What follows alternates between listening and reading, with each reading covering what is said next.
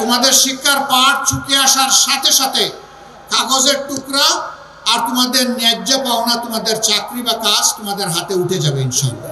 শিক্ষা ব্যবস্থাকে এমন করে সাজানো হবে যাতে মানুষ বাধ্য হয় সব কয়টি মহিলাকে নিজের মায়ের দৃষ্টিতে দেখতে,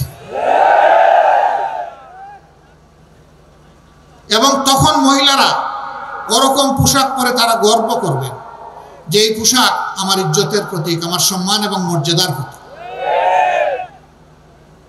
যে মহিলাদের প্রয়োজন আছে, নারীদের প্রয়োজন আছে কর্মক্ষেত্রে পেশাগত জীবনে দায়িত্ব পালন করার, তারা তাদের যোগ্যতা এবং দক্ষতা অনুযায়ী করবেন। দুইটা বাড়তি জিনিস পাবেন, একটা হচ্ছে সম্মান আর একটা হচ্ছে নিরাপত্তা। এখন দুইটার কোনোটাই নাই।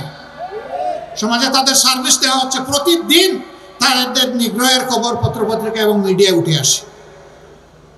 ইনশাআল্লাহ এই দুইটাও নিশ্চিত করা হবে। আল্লাহ রাসূল বলেছিলেন এমন একটি রাষ্ট্র কোরআনের ভিত্তিতে দুনিয়াবাসীকে দিয়ে যাচ্ছে, সানা থেকে হাজারা মাইল, ৪,৫০০ মাইল।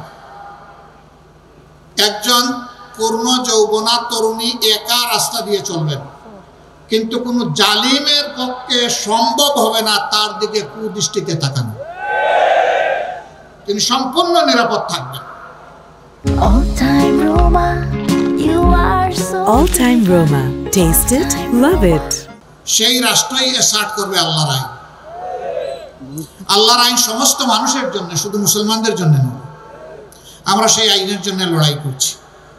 এখন কেউ আমাদেরকে যা বলতে চায় বলুন, এই জায়গায় আমরা আপোষহীন, কোনো আপোষ নাই। প্রিয় কুষ্টিয়াবাসী, এই দেশকে আসুন আমরা সবাই মিলে অন্তরে ধারণ করি। এদেশের প্রত্যেকটা মানুষকে সম্মান করি এবং ভালোবাসি।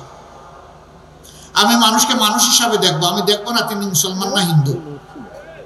আমি মানুষকে মানুষের মর্যাদা দেব।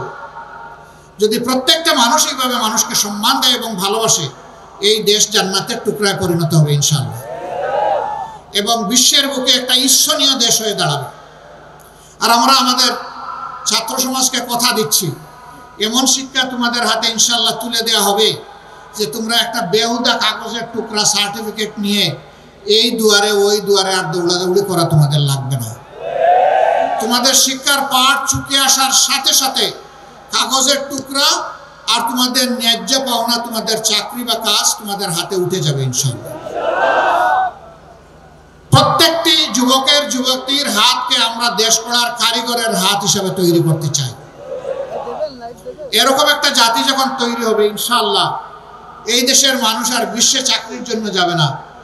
যেভাবে ১৭৫৭ সালের আগে বিশ্বের মানুষ এই দেশে আসতো রুজি রোজগার চাকরি করার জন্য, এই দেশটা আবার তার সেই গৌরব ফিরে পাবে ইনশাআল্লাহ। আমরা সেই গৌরবটা ফিরিয়ে আনতে চাই।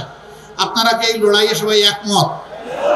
এমন একটা দেশ আপনারা চান যেই সমাজে চাঁদাবাজি থাকবে না, যেই সমাজে ঘুষখোর থাকবে না, যেই সমাজে দখল বাণিজ্য চলবে না, যেই সমাজে মানুষে মানুষে কোনো বৈষম্য হবে না, যেই সমাজে ধর্মে ধর্মে কোনো বৈষম্য হবে না, এমন একটা দেশকে আপনারা চান? সেই মানবিক বাংলাদেশ চান? তো চাই বললে এটা হয়ে যাবে না। তার জন্য আরো অনেক লড়াই করতে হবে, আরো অনেক ত্যাগ স্বীকার করতে হবে। সেই লড়াই এবং ত্যাগ স্বীকার করতে আপনারা প্রস্তুত আছেন? আলহামদুলিল্লাহ। শীতের দিনে একটু ঠান্ডা লেগেছে, তাই না? উঠুন তাহলে, একটু দাঁড়ান, একটু তাকবীর দেই আমরা। লিল্লাহি তাকবীর, লিল্লাহি তাকবীর। বসুন আপনারা।